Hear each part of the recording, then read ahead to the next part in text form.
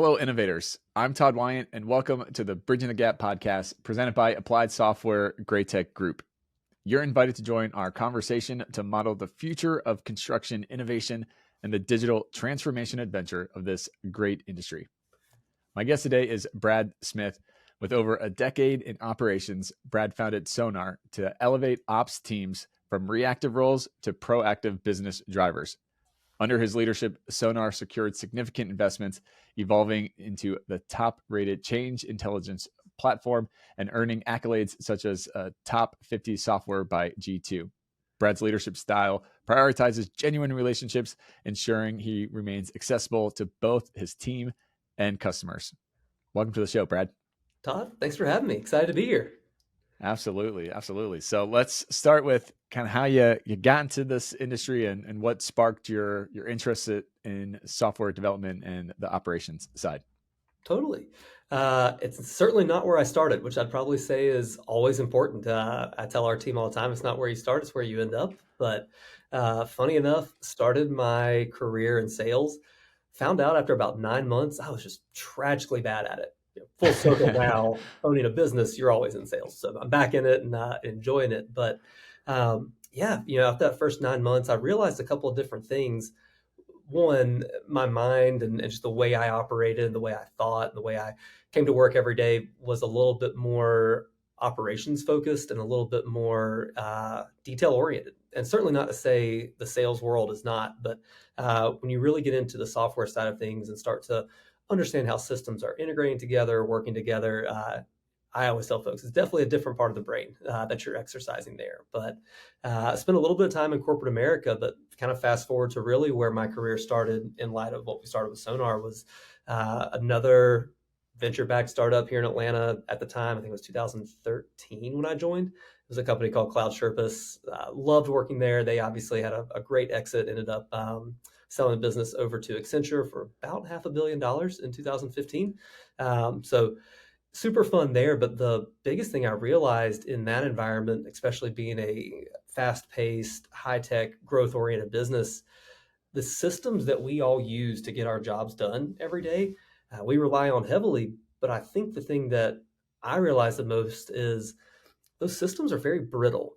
And when you start to really put them together in a different sense, they can become just as much of a pain point as something that is elevating you and your business to succeed. And so I have an extreme high level of empathy for anybody in the IT world, the operations world, especially business systems, any owners of business systems that supports their business to run fluently and run well.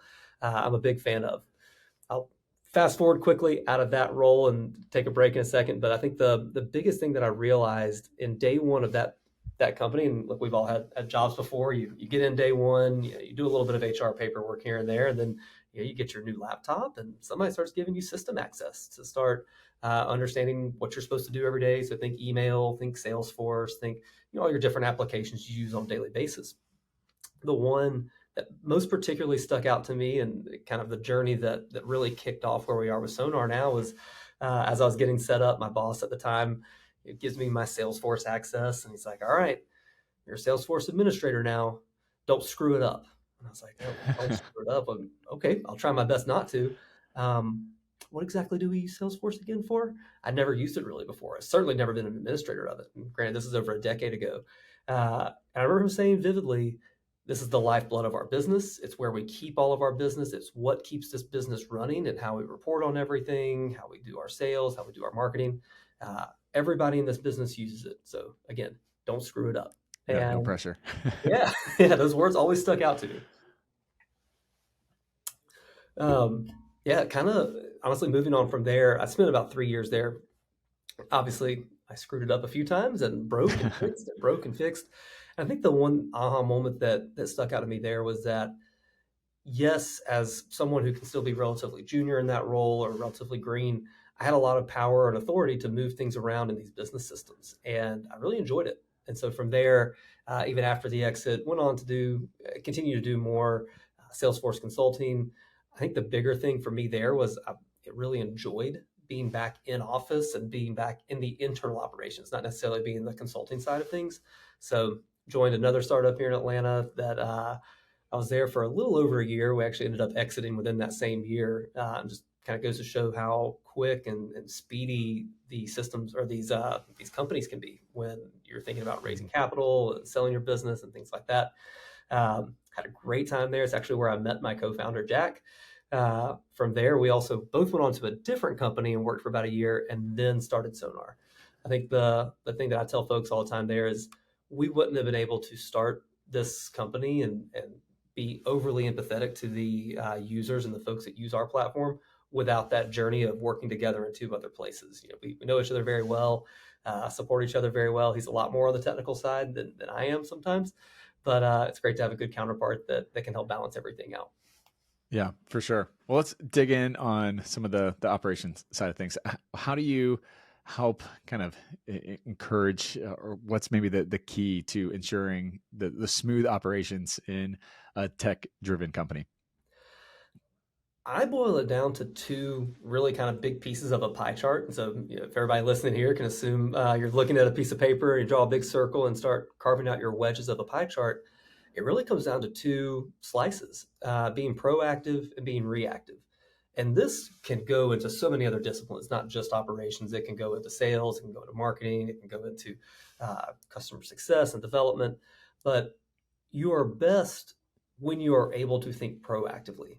When you're Mm, thinking about the problem in front of you and how you want to go solve it, being proactive natured and being proactive minded lets you think more creatively. It lets you slow down some. It lets you think critically about why you're actually going to solve some of these problems. And then on the flip side of that, again, draw your lovely pie chart and think about the reactive side of things. You don't get to think as creatively. Typically, when you're in a reactive state, the house is on fire and you got to put it out, and you're going to put it out whichever way necessary. Super important, don't get me wrong. But a lot of that also comes down to not being able to think as creatively, not being able to think as deeply about the solution. And in a world that we're in right now, stop me if you've heard this, the market's a little weird and we're all thinking critically about our businesses. You need to be thinking critically and be thinking deeply about it and not just putting band-aids on different pieces. And so yeah. when I talk to our customers all the time, even when we're very early in sales cycles or just kind of better understanding what they do for the business, I ask that question in discovery all the time. How much of your time would you say is spent being reactive versus proactive? And sadly, they all say too much time is reactive and not enough time is proactive. What if with a platform we can help reallocate a lot of that pie chart into a more proactive sense, which is a lot of what our application is able to do. Yeah. I'm not surprised that most people are in the reactive bent. How do you handle the change management on the mindset side to go from kind of the posture of reactive and all the ingrained habits that come along with that? How do you go about shifting from that stance to taking the time to have kind of that white space to think proactively and get more creative and strategic? It's going to sound extremely counterintuitive, but a lot of it revolves around slowing down and being able to set that pace for your business too. Mm, The one thing that we've realized in the operations world, and this extends out to business systems and IT and the folks that again continue to own a lot of the business systems that we use in true software development, which has been happening for 60, 70, 80 years now. There's methodologies and there's frameworks, and you hear a lot of engineers go into saying, oh yeah, we've got this sprint, so we're going for these 2 weeks, we're focusing very narrowly, we've got our blinders on. It's going to say we're going to go solve problem A, B, and C. And rarely in those sprints do people insert problem D, E, and F. Most of the time, you're not really even allowed to. If you have a really good engineering leader or a really good product leader, they're going to mm, keep those guardrails up. And even when the business comes back and says, hey, this is a big fire, we need to go put it out, they'll look and really assess the fire. But if it's not something mission critical, they're not going to get off pace of that sprint. And I mean, there's so much math and science behind how, and leadership for sure, on how you go and allocate what gets done in those sprints. mm, But a good leader is going to continue to give their team the longitude and latitude and just flexibility in general to think deeply, take their time while they're creating code, make sure they test it the right way, we deploy it the right way, we continue to test and iterate from there. But when you're rushed through that, I mean, we can all say this, right, Todd? Like when we go too fast at something, we're not going to be the most effective at it. We're not going to be, in a weird way, speed is not correlated to efficiency. A lot of people think it is. If I get something done faster, I can be more efficient at doing it. Well, there's opportunity costs inside that too. Mm, And kind of going back to these principles and these first principles of what software engineering, really encapsulates, they do a really good job of putting those guardrails up. Flip over to the operation side. And I felt this pain personally. I would run certain sprints and run certain projects in the same capacity that engineers would, but I would always get that person coming over to my desk in a total panic. Hey, it's the last day of the quarter. I can't get this quote out. What am I supposed to do? And of course, that pulls me off of what I'm proactively working on and thinking deeply about. And I have to go mhm. over here and put this fire out.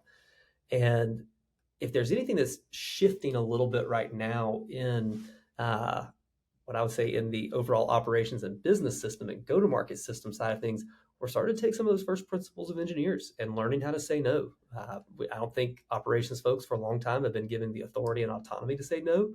They've always had to be yes people. And I think that's shifting a little bit. And by doing that, it does give you more time to keep your guardrails up, stay focused on what's truly at hand, and get projects done. When you start Mm. to carve out so many pieces of that pie chart, like I said, to reactiveness, you're depreciating the value that you're bringing to your other proactive projects. Yeah. What do you see as some of the drivers then behind the kind of empowerment of the ops team to become more proactive and maintain those guardrails better? Yeah, I was actually just having this conversation with a customer of ours this week. Given the market conditions and given everything that's going on right now, I think we're all, like I said, we're pressed for time. We're all being told do more with less. Stop me if you've Mm, heard that one, but I think everybody in every industry is getting some sort of flavor of that. sure. And I said this best to again to our customer. Actually, she said it before I could even bring it up. Um, I think the right operations leader right now should be having a question asked to them from their leadership team, something to the degree of, what shouldn't we be doing? And Mm, I'll kind of unpack that a little bit. So often when you're hiring for this role, and our customers come to us all the time, hey Brad, I just had somebody leave on my team. Do you know anybody that would be a good fit for this? I'm like, sure. What are you thinking about doing there? And they'll walk me through all their projects. What I find most unique right now, given the time capacity we have, the budget capacities that we all have, the wrong question right now is, hey, what can we do to improve this specific process? Or, hey, you're the expert of bridging all these two systems together. What's the best new thing we should be thinking about doing? And I think it's the wrong question. I think one of the best questions you can ask any operations leader, whether they're new to a business or they've been there forever, is, hey, what should we not be doing anymore? And I don't mm, think enough businesses ask that question. I certainly challenged my leadership team to ask that question way more often. Guys, let's go find something that we're doing right now that we shouldn't be doing. Because yeah. one thing for businesses in general is we get really excited about building a new business process, call it a sales cycle. And then we just build on top of that and we build on top of that and add more layers of complexity and more systems and more people. And that's not necessarily bad, but I don't think we spend enough time asking ourselves, should we still actually be doing that? Even though we've done it for years, is it something that we should still be doing now, given the conditions, given the atmosphere that we're in? Maybe not. And I think more operations leaders are well equipped in their mind to answer questions like, what shouldn't we be doing, instead of, hey, here's this fire, go fix it. Yeah. I think it's a great question. And it's something that I talk to my team a lot about on the prioritization. And it's so easy to have 10 number one priorities, but you practically can't have 10 number one priorities. That you have your ranking, you just might not state it that way. And if everything is top priority, then nothing is top priority. So being able to really think critically and prioritize, like, no, this is going to get more of my attention. This, maybe it's important to do, but it's far less than this top. And so I'm going to spend less of my time thinking about this than topic A. Yeah, I think absolutely. that's huge. Yeah, absolutely. So Go ahead. go ahead. Well, the one thing I was going to add on to that, I think one thing that we're seeing more of this in a lot of good leadership teams, and Mm-hmm. it's been around for a while, but I see more adoption of it recently, is new frameworks like OKRs, and there's a lot of different flavors of that. But I'm a firm believer in a lot of those for one reason and one reason only. They do give people the authority and autonomy to say no. When you deliberately list out what's your key objective and the way that you're going to sit there and measure that, and the key results that you're going to get out of it, if someone comes to you in the business and says, "Hey Todd, we've really got to pivot a little bit here and go focus on this," you have a lot of ground to stand on to say, well, I certainly don't know if that's a bad idea. I am in the middle of my OKRs for this quarter, and I've got a goal to go and do this project by the end of this date. Um, if this is truly critically important, maybe we bring a couple other folks in on the leadership team, and we can all validate that, yes, I need to reallocate my time from this project A to project B to help you put that fire out. But it gives you at least a conversation and a medium to go have a tougher one with somebody else, and that, man, I've already got my priority list, and I need to keep my blinders on right now and make sure I get to the finish line, because we're measuring the success of this all the way through the business. And if I don't get my Mhm. part done, somebody else isn't going to be able to get theirs either. Mm. Yeah, no, I think that's a really good point. And it takes the kind of the personal sting out of saying no as well too, because it's like this is what the business has set as the priority there. So the tech landscape can be pretty intricate with there's so many options to sort through, and even just what tech stack do you put in? How do you turn the complexity into something that's more easily managed and more kind of simple workflow that's repeatable and then scalable?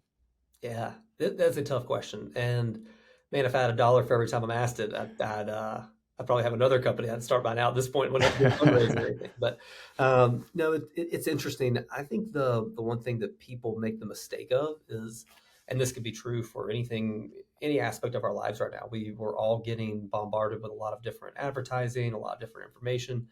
And I think, especially true to the tech industry, new solutions will come out, and a lot Mhm. of people will get really excited about them, and they'll almost start putting a round peg into a square hole of, well, hey, that new solution's on fire for this other company, and I just read this great case study. Maybe we should think about using that same solution. And it's certainly a good thing from a marketing angle, have a lot of good use cases, case studies, and customer stories.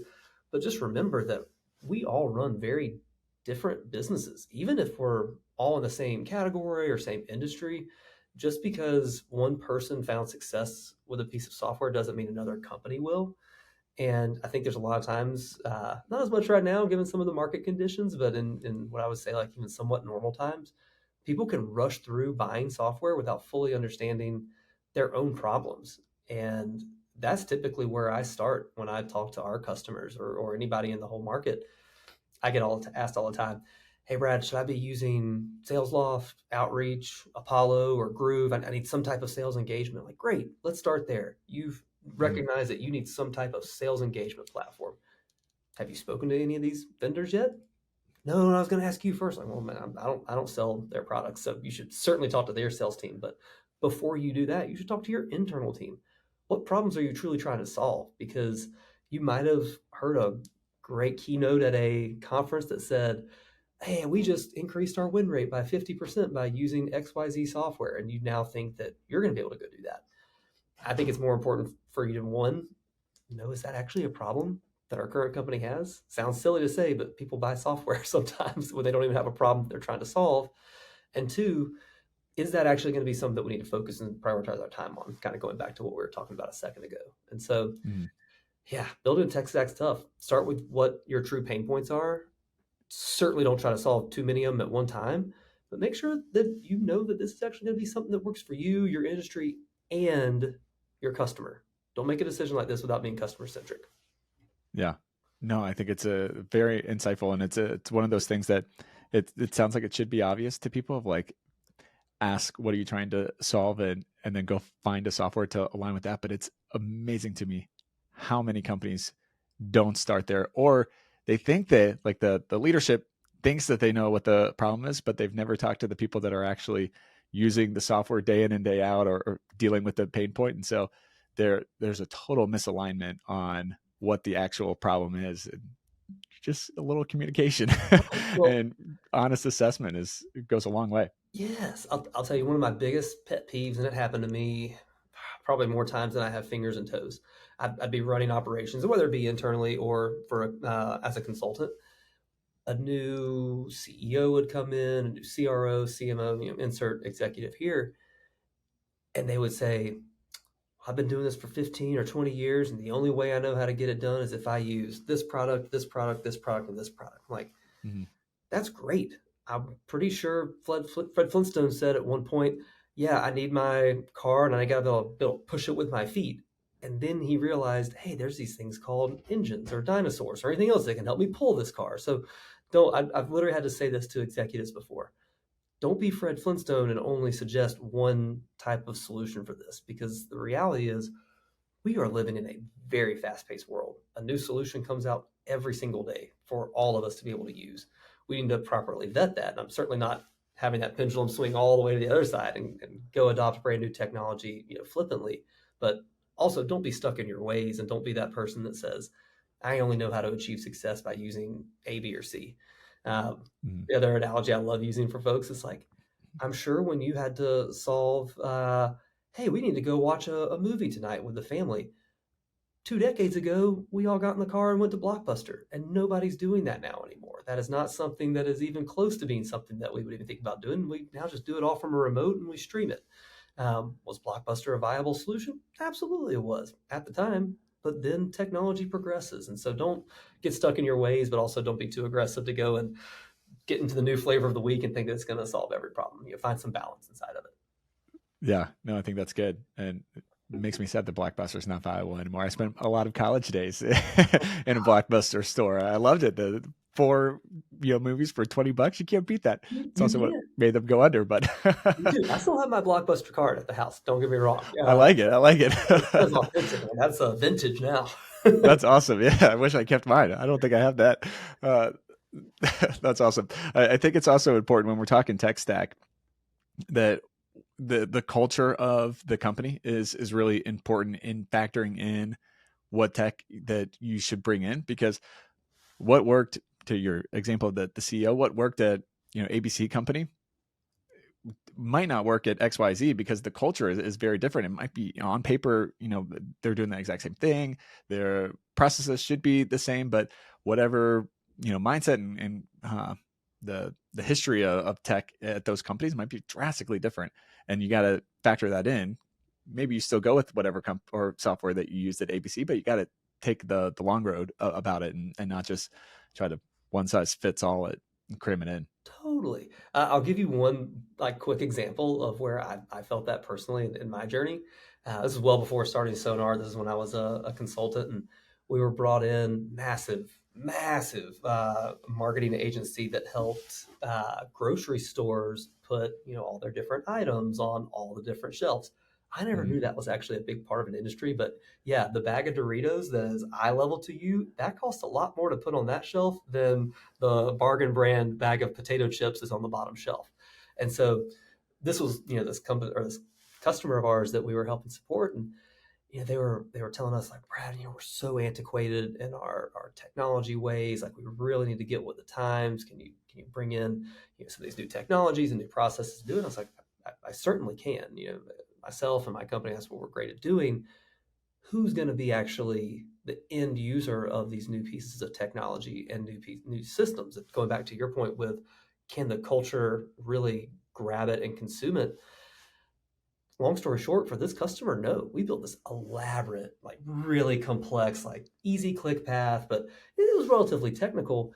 And we had to remind ourselves the end user of this system that we were building, they walk into bodegas and grocery stores and convenience stores and do a lot of this work on a piece of paper and write these orders down. And now we're having them do double work to come in. And now they have to go back in their car and hammer away at a keyboard to Yeah. use the solution that we built. Why didn't we even think about building this as a mobile solution so they could do it on their feet while they're in that store? I joked with that CEO at the time. I was like, I feel silly. We just built a Ferrari for a person that doesn't know how to drive a stick shift. Your users are never going to get this high caliber thing out of first gear. They don't know how to use Yeah. it. And so we had to go back to the drawing board and build an entire new solution. But again, going back to your point, I'm glad you brought it up. A lot of it comes down to the cultural side of things, and can are we at the right place at the right time for people to adopt the right technology? And Mhm. that obviously was an example of absolutely not. It was a terrible timing for us to do that. Right. Yeah. How do you keep on uh, kind of regularly reviewing and assessing where the company is? Because you might start off not, ready to drive the Ferrari, but maybe in a couple of years, maybe they're ready. And if you stay stuck in that mindset of, oh no, they're not going to get there, you're going to miss a big opportunity. So how do you kind of honestly take a look at the business and say, all right, we're moving along, and here's the where we are in this journey? Yeah. It's certainly a balance. And I've had the same conversation. I've asked the same question to other founders when they think about operating a business as such. For me and for our team, I like to more subscribe to the let's make small changes more often. We learn a Mm, lot from change. One of our core values is change is constant. And so we're constantly iterating on what our business can do, but they're typically all small, pretty bite-sized changes that we can take. mm, I like that approach a little bit better than let's go make 3 changes a year, but they're going to be massively sweeping, and we've got to stop the whole business for a week to train everybody how to do these new processes. So I'll always subscribe to a little bit change more often and do a little bit more of micro changes and these huge, just elaborate changes for it. Um, but I'll say that lesson also was taught to me in building this business from the ground up and in general. One of the biggest fears that I think entrepreneurs have, and especially in this software world and product development world, is you don't want to ship something or let it go for GA or like let users start using it until it's fully ready. Spoiler alert, your product's never fully ready. And I had to, not to say you had to learn that the hard way, but I remember the early days when Jack and I were talking often and we're building, and I would start testing. I'm like, man, I don't think we're ready yet. I think we need to go back and let's refine this for a few more weeks. And what you do there is you actually prohibit yourself from one, learning about your own product and getting it more into people's hands and getting that feedback quickly. You want that mm, constant feedback loop. But at some point, you just have to drop your guard a little bit and be appreciative of what you built and get it out to market, knowing that it's not perfect. Uh, Candidly, I can't tell you a single product out there in the world, much less a software product, but any product in general, that's perfect. Everything has their flaws. That's part of the human nature that we're in. But being able to learn that quickly and be able to start getting your product out there is going to iterate. The first thing you ship is never going to be the last. You're constantly going to be fixing things, upgrading things, enhancing things, and that's fine. That's what makes us mm. human. That's what makes us great. I kind of wish Blockbuster did that for a little while. Maybe they'd still be around, and maybe they'd have a streaming service. Who knows? But I think complacency is the one thing that's going to hurt a lot of businesses. And so if you can find the opposite of complacency and move fast. I'm not gonna say move fast and break things, but move fast and be able to make changes quickly and support your customer and your internal folks. It's worked for us so far. So that's all I Yeah. got. Yeah, I more than agree. I think those 1% improvements, that's the way to go. Constantly be looking, how can I just increase this one more percent? And those stacked on top of each other leads to a huge radical shift in evolution in the end. So that's for sure. Uh, so kind of along with the technology, I can't let a technology conversation go without bringing up AI. It's everywhere in all industries right now. How do you see it shaping the world of systems optimization and operations? It's a very interesting time right now in the software world with all things AI. I was at a conference a couple weeks ago out in San Francisco. Salesforce puts their big user conference on every year called Dreamforce, and Mm, you couldn't walk more than 2 feet without some table or vendor or Salesforce themselves talking about AI. It's certainly here. I don't think it's a flash in the pan. I don't think it's going anywhere. I think the challenge that a lot of businesses are having right now is truly figuring out how to harness it. mm, And not to overdwell on the macroeconomic conditions, but I think it does play a part in here too. Artificial intelligence can create additional efficiencies. There's no doubt about that. Being able to leverage some large language models that can help us write more succinct emails, help us develop stronger code, test that code for us. It's all there. I do think it still comes back to, is your team ready to adopt that? And do they have an adoptive mentality? Mhm. The one thing I will debunk, I don't think we're in a place yet where robots are going to take over the world and we're all out of jobs. I think if anything, there's a narrative out there that's like, oh man, some of these AI solutions are going to take my jobs away from me. I think if anything, it's going to empower you to do your job better. I certainly don't think it's going to be a replacement for a lot of roles.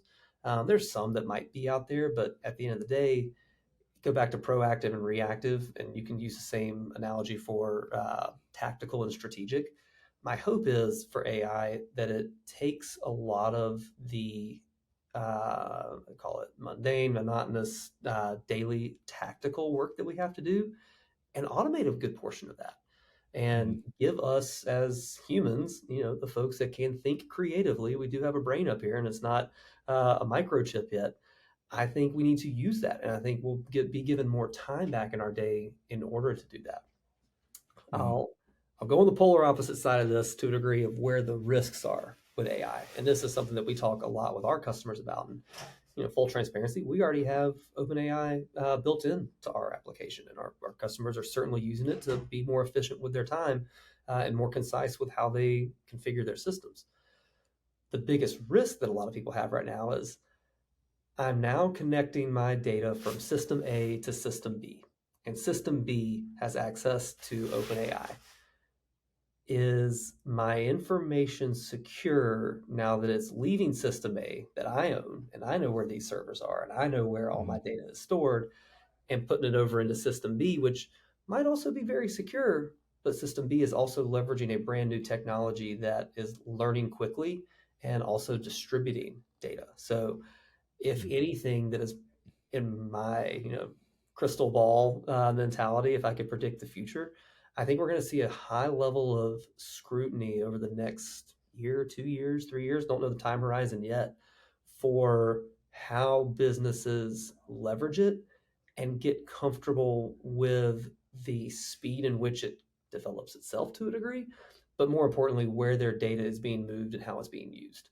We're in a place, especially for anybody in a B2B SaaS world, all the fun acronym soup: GDPR, CCPA, SOC 2, SOX compliance. A lot of these protocols are very geared towards compliance and governance and protecting critical and super important data. You start, not arbitrarily, but sometimes haphazardly, connecting system A to system B and system B to C and C to D and D. And oh, by the way, that system D is already hooked up to an LLM and has AI already laced into it. Do we truly know where all of our data is going after that? Mhm. And there's no harder job right now than a CTO, a CISO, like a chief information security officer. You're seeing more titles now on LinkedIn for chief risk officer because it's not binary. A lot of people think that when you're in an IT ecosystem or you're in a data security system, it's ones and zeros and X's and O's, and it's not. There's a lot of gray area, and you have to find comfort in that gray area in order to keep proceeding and using some of these systems. And so that challenge is real right now. I don't think it's going to go away. Yeah. No, I think that's really interesting on the risk side of things, and I I think that's spot on. The on the pro side, you were singing from my hymnal on that for sure. That's all of, I more than agree. I talk about all the time that it's going to take away the mundane features and allow people to really be empowered to do what we do best, and that's creative thinking and the strategy. AI can't do that. We can do that really well, and so it's this great augmented partnership between the two of us. I don't see it as a threat in terms of your job function. It allows you to be more creative, and I call it my most favorite brainstorm partner Cool. is Chat GPT, and just bouncing ideas off of each other. And that sounds weird to say talking about chat, but Hey, it's true. that's what it's there for. I think that part is going to be here to stay. I will say genuinely, I'm excited to see it continue to evolve. I think we're in such early innings of it right now Hmm. that we can see a lot of the value, a lot of the surface level value. I don't think we've gotten into some of the deeper value of how that technology is leveraged across a lot of different systems, a lot of different industries. Man, I can't wait to see how our health tech improves based on some of the AI improvements.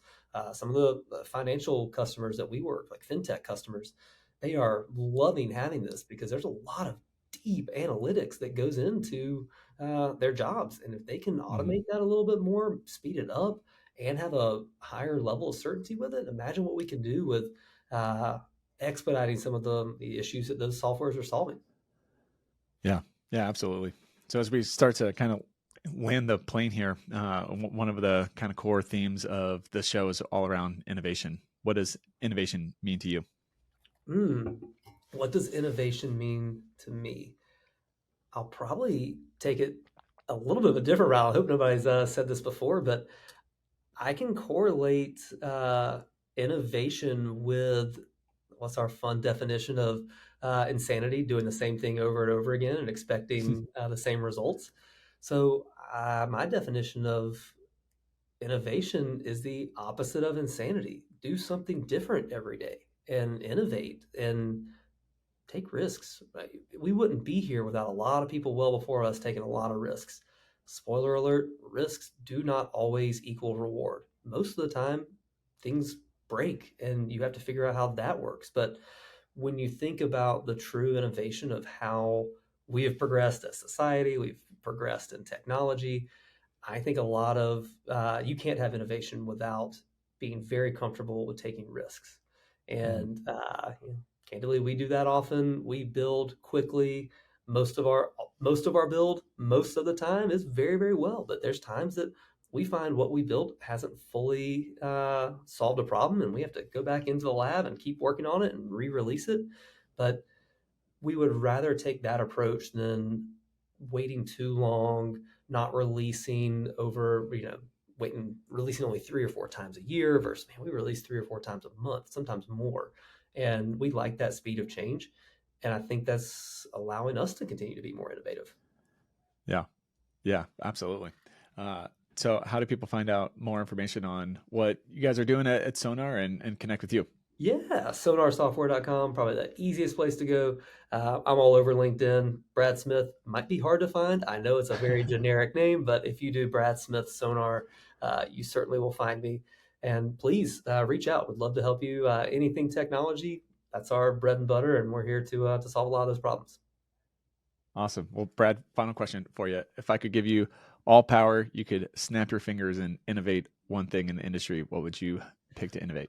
If I could innovate one thing in the industry, can I give you two answers? One being very funny, because only Sure. this has always been one of my biggest I'll pet. allow it. If we could innovate and figure out a way that every time I put my hands underneath the faucet with the automatic washing hand things and water actually comes out, I would probably get back at least 2 or 3 hours a day in my day. I hate water. I would do this fun little like, do I have to go up to the little That's sensor? Do I have right. to touch Where's the on it? sensor? Where's the sensor? So that's definitely one of them. Um, hmm.